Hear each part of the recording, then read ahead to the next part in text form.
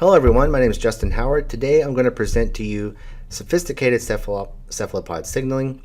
I chose this subject because I've studied cephalopods in the past. I've always been really interested in their inquisitive nature, some of the complex and extraordinary things they can do with their appearance. And I also really want to try to apply some of the things I've learned about in behavioral ecology to some of the behaviors and things I've seen or read about in these animals over the years.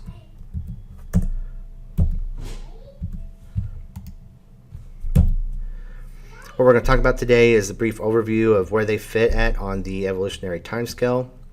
We'll look at their taxonomy and phylogeny compared to other chordates. We'll look at the organization of their nervous system compared to other chordates. And then I'll try to give you some examples of some behaviors in sexual competition, communicating, camouflaging like crypsis, mimicry, and things like that, that are a result of their complex neural anatomy. So here's a tree I made with the NCBI database website software. You have to have more than, if you want more than 10 things on there, you got to pay money, so you won't see Humboldt squid on it. But our class here, they separated from their cousins about 400 million years ago in what is considered to be a response to increased predation from bony fish that were arriving on the scene at the same time. And so if you compare Homo sapiens at a 300,000 year timeline versus this 400 million year, some observations arise. How did they develop these similar complex behaviors and structures apart from us? And so we can understand some of that stuff by understanding some of their behaviors. This is just an example of a Greenland shark. It was in the news recently for being the vertebral extant with the longest lifespan of a couple hundred years. So the organization of the cephalopod brain, octopus brain here, it's multi-lobed like the human brain. These lobes will contain dense clusters of neurons that are committed to different processes like vision interpretation. And these, some of these signals are carried in humans by peripheral nerves, but in octopus it's really debate on whether these are peripheral or considered more central nervous extensions. Let me show you this chart here. So in humans, we have what's considered to be a brain and a spinal cord only in the central nervous system. Everything else is taking information to or away in efferent and efferent pathways from those neurons that do that processing. But octopus, it will have what's considered to be extra spinal cords, basically, in their arms, not just peripheral axons and sensory things going on there. They're a lot more sophisticated. And so they basically have a network-like structure of a nervous system as opposed to a two-lane highway like we do. So here's one of the behaviors I want to start with. It's interesting to me because we really don't know what they're doing. This is called a chromatic pulse, what it's displaying here with its color change. So this is either this octopus trying to mimic its background in that it's trying to look like a cloud maybe passing over it with a shadow in shallow water, or it's an anti-predator warning type signal. So what we need is another experiment to help discern which one this is. It's one area of discovery still yet to be made. Facultative mimicry is basically mimicry on demand.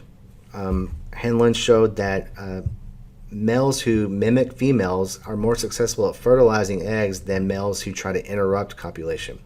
And so this consorting male is coupled to a female. Here's another guy approaching saying, I want in on the action.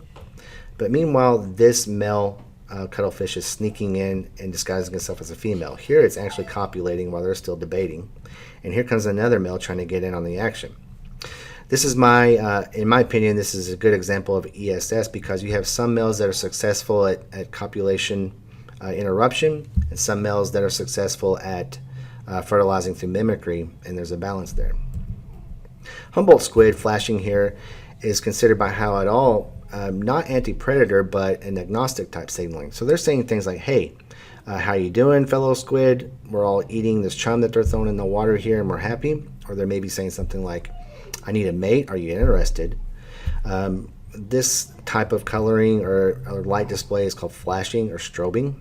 And Howe measured it and quantified it through intensity and frequency, and now there's a good foundation to build on what's really going on with this signaling method here based on his research. And so there's another area of discovery possible. In conclusion, cephalopods display many behaviors that I couldn't even begin to cover here, and I want to expand on in the paper. Behaviors like inking before they actually evade a predator, and even the coloring and the displays that they exhibit right before the ink comes out. Interactions with prey, like dazzling a crab before it strikes. That's how cuttlefish will sometimes hunt. Problem solving, memory, learning, things that include complex behaviors that entail a little bit of higher cognition for these cephalopods versus other invertebrates based on their neural anatomy. There's lots of opportunities to design more experiments, to search more into these questions, because even though cephalopods have been studied for a long period of time, there's still a lot not known about why some things are going on, as I've demonstrated here.